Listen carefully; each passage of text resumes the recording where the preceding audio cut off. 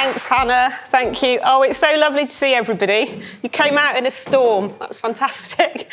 And also, we're just on the cusp of the half term, so lots of inset days. So lots of people have gone off on holiday already, but it's so lovely to see you. And look at us, we're all out. It's just great, isn't it? It's really nice. So I'm Lynne Hollingsworth, and thanks very much for asking me to speak today. That's lovely. You make me sound great. My head won't get out the door. But this is a picture of me at the Royal Academy, sat next to an Anthony Gormley sculpture. And he's going to feature quite a lot in this talk, Monumental. I met him a few years ago, and he's been an artist that's I've sort of followed right through from when I was really young. So his work has always had an impact upon me. And Monumental is quite a good one for me to do because I'm a plinter. And I don't know if anyone else is a plinter or if you know any plinters. But I was very fortunate back in 2009 to be selected to be on the 4th plinth in Trafalgar Square, which was a one another project, which was run by Anthony Gormley.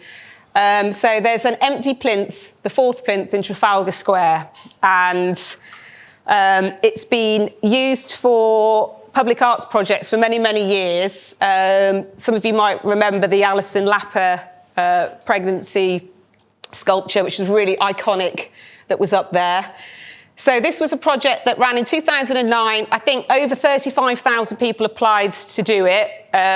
Only 2,400 got selected, and I happened to be one of those. I was absolutely over the moon, because I got to do it on my birthday, which was brilliant. And Trafalgar Square sang Happy Birthday to me, which I will always remember, which was the coolest thing. And there was a few stipulations then that only one person could go on the plinth at a time, just one person.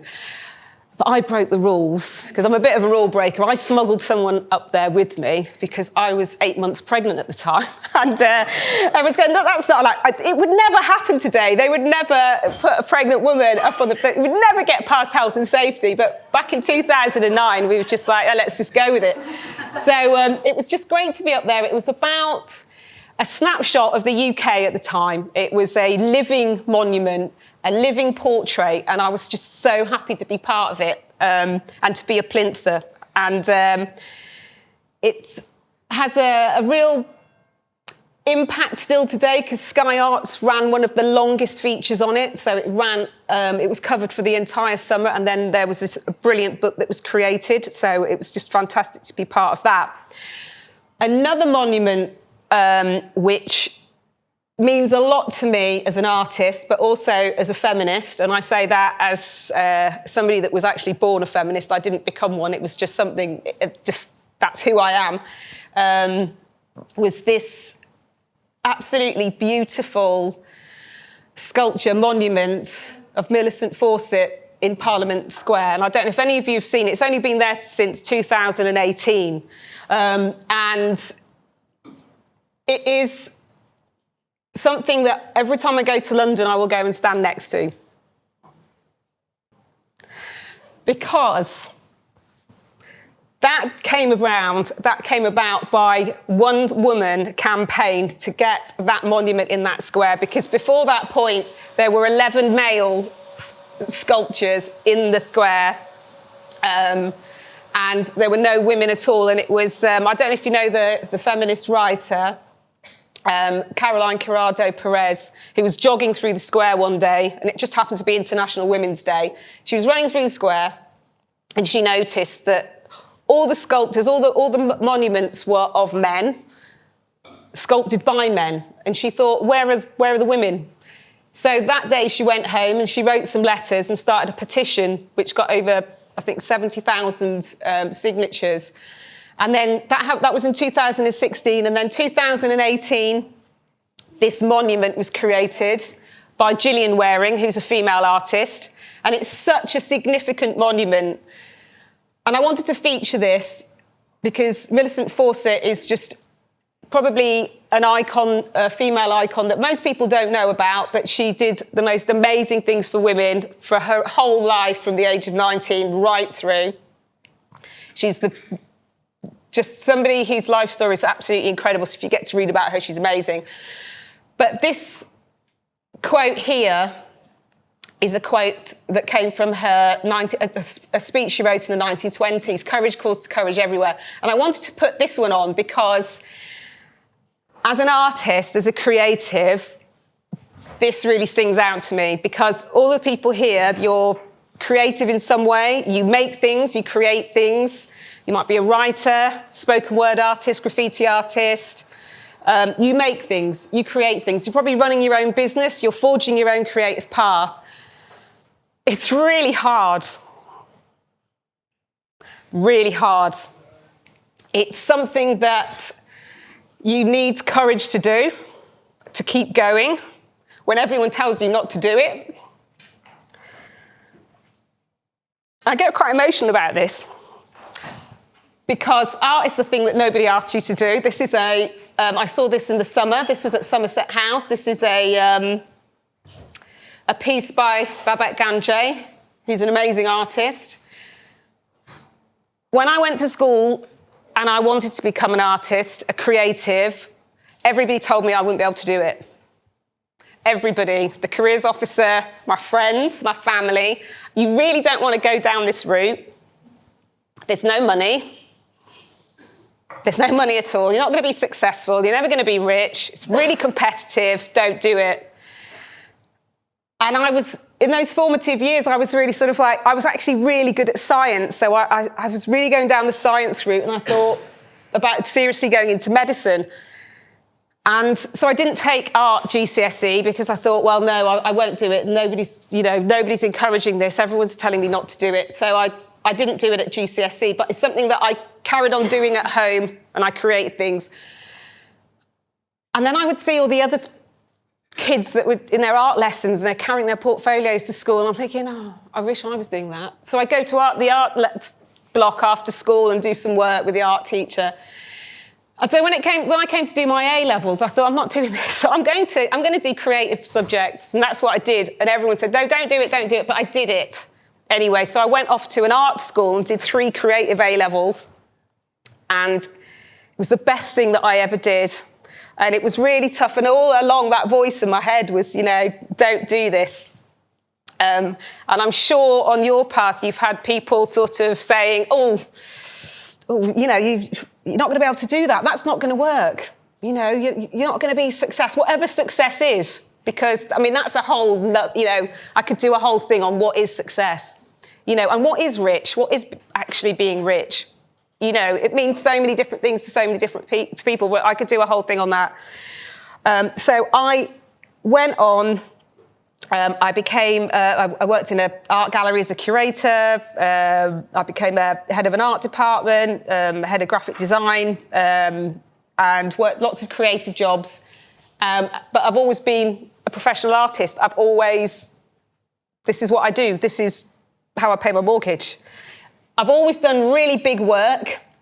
Even when I was at art school, I don't know why, actually I do know why. Always doing massive work, big paintings, and it was because my dad was registered blind, and he had some peripheral vision, just a small amount of peripheral vision. So I was creating big things so he could see it. So that's why he would come along and he could see big expanses of colour fields, shapes. And I always picked up on, he was very proud, and I wanted to make him proud. I wanted to show him that I could make this creative path work for me. So I've always done really big work. I've done big work I put this one in galleries. So I had an exhibition here in Quad as part of the Middle Bound exhibition, which was a fantastic exhibition. That was in 2018. And this exhibition went right around the wall of the gallery. And I was collaborating with lots of other artists on a project called Middle Bound, which is about our identity in the Midlands. And this was my one section of a whole wall. And my dad features in here in different places. And it was about farming community and bringing different objects together and the interconnections between families. And I think I spoke to Tracy's family, farmer's daughter. We had a chat, came to interview your parents, and they featured in that exhibition. So connecting these dots to create this whole exhibition about identity through the Midlands. I wanted to put that one in because I thought it was really relevant today. I do big work in hospitals, colleges, all over the place. I'm usually up scaffolding, or these little units or ladders, and I'm actually scared of heights, believe it or not. And I that is true. I'm scared of heights, but going back to that courage, I'm just really brave. I want to do it, so I'll make myself do it, but I'm not good at all with heights. I do outdoor projects, big projects. This is one I did down in Bracknell, a huge project in an underpass on sustainability. I've got to say, some of the projects I do, they are not for the faint-hearted. Some of the environments, you're really up close with the elements, with the general public, a whole range of constraints and restraints.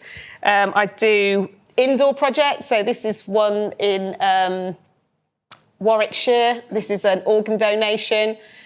It's massive, so I had thousands of people walking down this corridor every day while I'm painting it. And I would talk to them about the project, about organ donation. I was working with critical care unit. And then opposite were these huge windows, and I designed all the windows down the opposite side. So engaging with people. This is in a dementia unit. So I would help and work with the patients as well, and we would get them to walk down. So they would walk down to each butterfly or each place down through the mural as it went down the wall. And bringing the outside in, because there were no windows in a lot of the units. So just big monumental work. This is in Oxford, in a huge science block. I mean, these are just snippets, because this went right round the building. It was absolutely huge. And as we go round that corner, there's a load of female icons, scientists around that corner, up on the wall. So you get a bit of a flavour. This is quite relevant. It's not there anymore, but this was when Westfield opened in Derby. It was their first shopping centre in this country. So they approached me to work with them. And I did this underpass mural, and I worked with hundreds of people on this and engaged lots of schools, lots of senior citizen groups, lots of volunteering groups who came to work with me, and it was a great project. And then I do sort of these wild and art projects. So these are just a few that I've been doing. I paint these, and then they go into different cities. So Ipswich, Isle of Man, Worcester. I did 2 of these for Derby, Leicester Arena. I'm doing one in Hastings. I've just been shortlisted for one in Belfast. I'm doing one for North Knott. So these are just a few. These come to my house where I work, and all of my neighbours, we have very twitchy curtains. What's that coming today? And this one had to be lifted over the fence because it's actually really wide. So I had to get my 2 teenage sons to help me lift that over the fence. They were very cool. Street cred. What did you do this morning? I just lifted a giant dolphin over the fence. It's fine. So talking about these final products, they're monumental, big, massive, outstanding, highly significant. And this is me with an Anthony Gormley, again, down in Margate. Always loved Margate, before it became trendy. Out in the sea, risking my life to go and stand with an Anthony Gormley.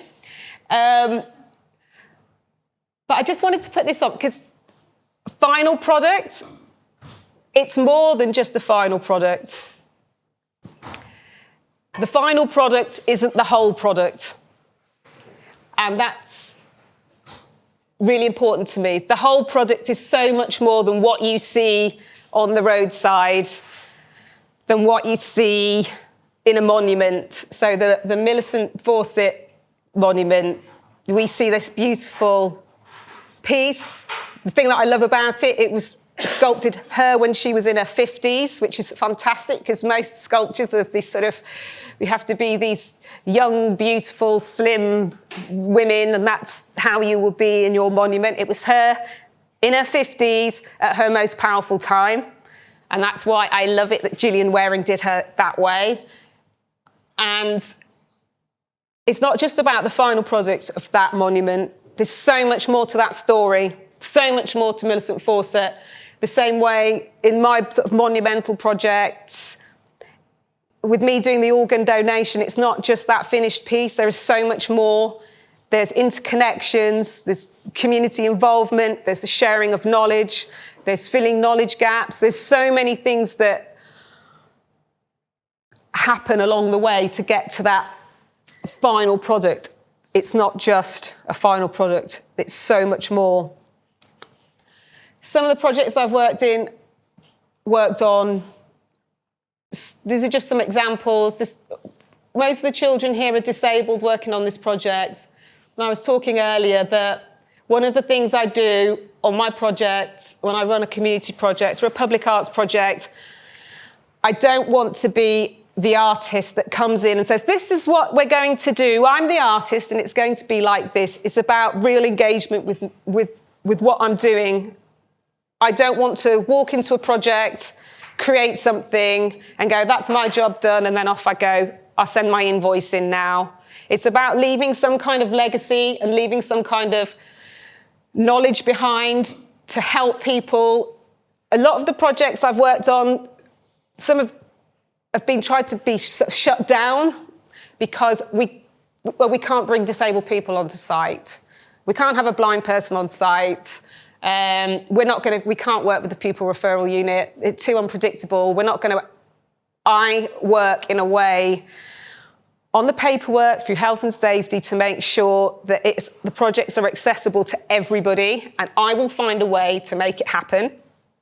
If it takes 2 years, 3 years, it will happen. And a lot of the projects are 2 to 3 years in the making, because I won't get involved unless it has real meaning, because I'm not about being cool, I'm not about being showy, I'm not about an Instagram photo, I'm about real projects with real people that have real value, and that is really important to me.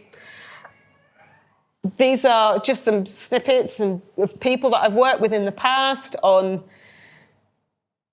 And I've got to mention Sian over there. Sorry, I'm going to really embarrass you now. Sorry.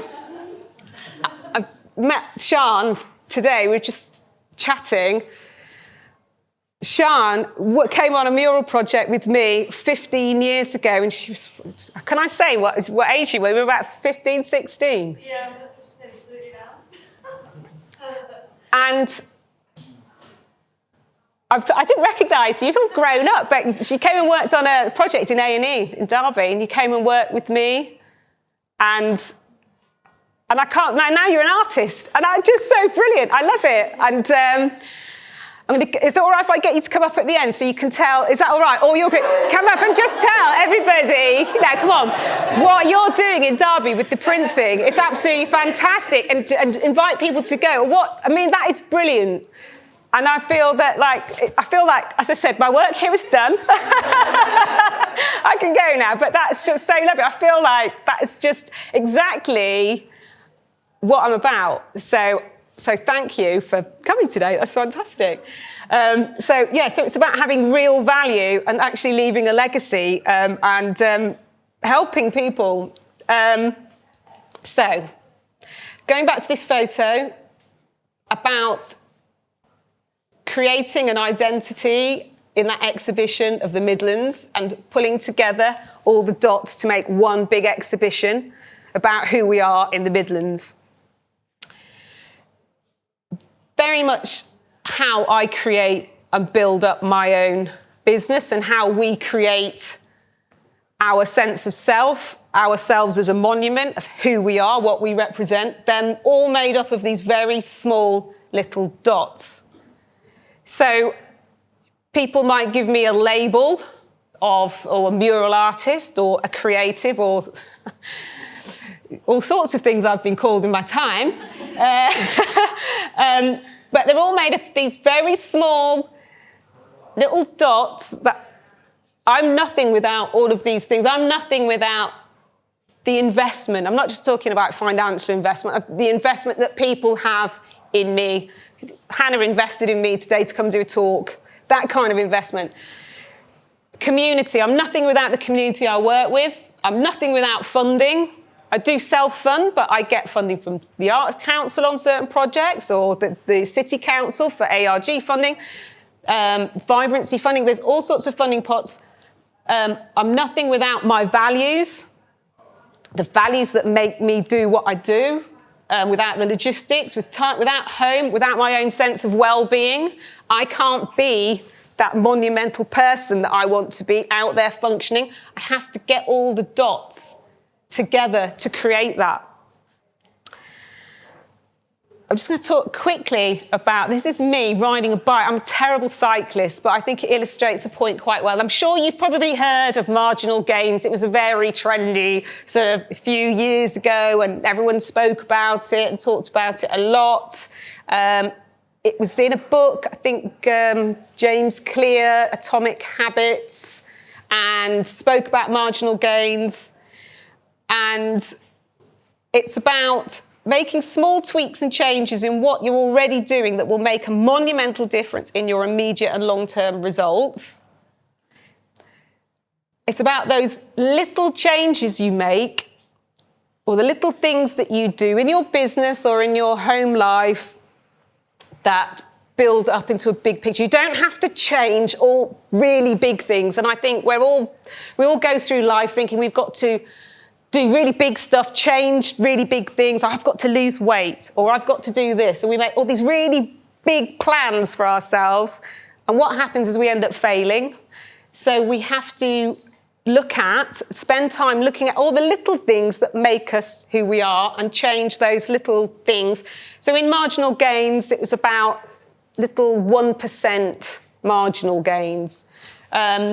I've put myself on the bike for this. I can't ride a bike. I can ride a bike, but not very well. I grew up on a sort of a farm in the middle of nowhere, and I used to, when I was really young, I used to train wild mountain ponies. So for the local pony trekking centre, they used to bring them down to us, and then my dad would say, "On you go, girl." So I'd have to get on these wild ponies and train them. And I used to spend my time getting thrown off, dragged around fields. So I spent more time being thrown off ponies, wild mountain ponies, but I was more comfortable on a horse, than I was on a bike. So I spent most of my time on a horse and a bike. So, I don't know, I find bikes really unpredictable. I'm really rubbish. But I've put this in because the little story about marginal gains is about, you probably know this story, but it illustrates it well. I know nothing about sport, and I know nothing about cycling, so I'm not going to be a middle-aged woman in Lycra or whatever. But there was a guy, and it was in 2003, and he was brought in to coach the professional UK cycling team, who were doing very, very poorly. And they hadn't won any gold medal since 1903 or something like that. And they hadn't got anywhere with the Tour de France. And it was quite embarrassing that the European bike makers wouldn't even let the UK team use their bikes because they didn't want to be associated with us. So this guy came in, a coach, a performance coach, and he started looking at all the little things that, not big changes, all the little changes they could make to the team that would create these marginal gains, these little 1% gains. So things like not changing the bike, but just altering the bike seat, rubbing alcohol, I think, or something on the tyres, giving the team better pillows so they got better night's sleep. I think they sprayed the inside of the van white so they could pick up on any dirt or debris that might get into the bikes. that would cause, the performance. I mean, so many. The list goes on. And this started to work. And I think in the 2008 and 2012 Olympics, they got like 16 gold medals and they were winning championships and they were just at the top of their game. They were doing brilliant. It was all through changing all the little things, all these tiny little dots they started changing. I mean, I'm not sceptical about it because I think it's great and it illustrates a point really well. I mean, they did throw 34.5 million at it, so I was hoping that it would work. But we don't all have 34.5 million pounds. But if you do, come and see me at the end, because we could talk about my marginal gains. But I think it illustrates the point quite well. And maybe if I worked on my marginal gains, I might be able to ride a bike better. So I'm going to ask you to do a little bit of work now, just aware of time. I know you think, no, don't make me do anything. The only person I'm going to get up and speak is... No, joking. So first of all, can I get a glamorous assistant? Is that all right? Can I get 2 glamorous assistants? Can I get you to hand out an envelope to everybody? Okay, so first of all, this is completely optional, but write down on your first piece of paper if you've got any questions for me, and then I'll have a look. And then don't ask me anything weird. Like, I don't know how the ship got in the bottle. I know it's something about pulling little strings. I don't know. But ask me a question that I might be able to answer, and then you don't have to do that. The next thing is, I want you to think of one thing that could be in your work life or your home life, or one thing that you would like to achieve. I'll show you an example in a minute of one that I did. One thing that you'd like to achieve, and then you're going to write down the 3 small changes that you can do today or in the coming weeks to achieve that. So I've put a few examples up here. So, on a scrappy... I hope you can read that. That's gone a bit weird, isn't it? So this one is like a work-related one. So I thought, these are real ones that I've done, by the way. This isn't some kind of, oh, yeah, I'm going to do this. I'm going to make this fit. This is what I'm actually working on at the moment. In my work, I'm getting a bit old now. I don't want to go up scaffolding forever, and I don't want to be travelling to London or Lincoln, all these places. I want to focus on a local project. That's my thing at the moment. So my goal at the moment is I want to focus on local projects that align with my values. That means me working on things that I want to work on locally. So some of the things that I could do, small things. One was, I thought, well, I could reconnect with past networks. It's a network today. We've got a network, yeah. So reconnect with past networks, collaborate with local creatives, offer a service specifically for local community groups. So that would mean me going out to local community, come through. Just saying, Claire, about collaborating with local creatives. I've just been collaborating with Claire, fantastic writer, doing great work with diversity, brilliant. And this, looking at the local community groups that I could work with. So they're not huge things, but they're small things. You don't have to write 3, you could write a few more. This one, increase well-being. So just little things. I'm terrible for riding a bike and drinking water. So drink a glass of water with every meal, or half a glass, I've moved that too. Go to bed before 10:30.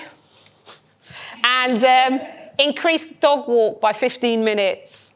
Just little things that I can get into, little things. I was talking to Jan, who's does amazing, yoga and exercise. And I'd said to her recently, I don't do any, resistance training. I'm very unfit. And she said, why, when you're boiling the kettle, making a cup of tea, put some weights there or a couple of cans of baked beans while the kettle's boiling. Lift a few. And a marginal gain. And it's something I can do quite easily. I might get some of those big cans, you know, the big catering cans of baked beans or something. That'd be cool. 3 to 5 kilos and I'll get you a couple of books. Oh, I'd love that. Thank you. Thanks very much. Yeah, proper ones. So I'll just go back to that. So have a go at that. And then I'll collect in... Oh, Hannah, would you collect in the questions? Is that all right? If you hand the question in, and I'll have a look at that. You don't have to do this, by the way. And then write your address on that envelope and then put it in the envelope, not the question, but put in the what you'd like to achieve in your 3 small changes. I'm not going to read it, by the way, and I can assure you I'm not here trying to get your addresses, because I believe we can action things or say we're going to action things and we don't do it, because I think this is my own personal opinion, by the way. If we're not accountable for it, we don't tend to do it. It's accountability is a massive part of us doing things. So when this envelope gets back to me, I'm going to put a stamp on it and I'm going to post it back to you in 3 months or 6 months' time. And when that arrives through your door, you're going to go, oh, somebody's written me a letter. Oh, that's weird. That's my own handwriting, because you're going to completely forget about it. And you go, that's weird. Then you're going to open it up and you're going to go, tick, tick, tick, did all that, sorted, right. Or you're going to go, oh, I actually didn't think about that at all, because I was only there for the breakfast. So I haven't even actually given that any thought. So I'm going to post this back in... Well, you could, if you wanted to, I could post it back in 3 months. Just write 3 on the back of your envelope. If you want me to send it back in a year's time, put a 1. And if you want me to send it back, because then I'll send it back in a month. Just put 1 year, or 3 months, or 6 months, or I'll just send it back whenever. And I will send this back to you. And then we'll see if then it makes you kind of accountable for what you're doing. And I'm hoping I'm not making this too much like a school day. So I'm going to... You want collecting in the... just to hand your... wave your questions in the air. So I can't do this talk without this slide, sorry. Oh, hold on. That's me. I've got a little dog. I've got this little dog. It is little... Otto the Dotto, it just relates to joining the dots and all that. I wanted to put this in because I've had him for 6 years. And this tiny little dot of a dog gets me out of my studio every day. He makes me get, because I love what I'm doing. I would sit there or be in that studio all day and all night. And I go out and I engage with nature. I'm out having fresh air, coffee, because I am 95% caffeine. It gets me out. And it's just this little sentient being that has changed my life. It gets me out. He's so much more than just a little dog. He helps me. If I'm out sketching in the woods, he's there. It's just that little thing that makes a huge, huge change. So I'm going to finish on this, which is small changes and actions can make monumental shifts to reach your goal. And I just wanted to add this in. You just need action and some accountability, and that's why I want you to send those envelopes back in, and I'm going to post them back to you. So I'm going to have a look at some of the questions. Oh, this is a good one. Was there any time you doubted yourself? After. Questions for later. Every single day, there isn't an element of doubt about what I'm doing. Coming in here this morning, imposter syndrome. Who am I to be talking to you about me? Who do you think you are? Are you worthy? Those things all the time. It's just not a female thing. I think it's a human being thing. I doubt myself all the time, but I've learned to work with that and acknowledge that's fine. It's part of being human. If you want to see something really monumental, you can hack into my computer and see my rejection folder, because it is huge. So for every project, I have got loads of rejection folders, rejection emails. You just keep going. As Grace and Perry would say, stay on the bus. I'm not going to be able to read all these out, so I don't want to get thrown out. How do you keep your passion and energy when you're down? That's a really good one. We all get down, every single person, but there's a great saying that my husband says, that says when he's in a difficult place, he's having a difficult day, he will always say, the chances of me getting through today are 100%.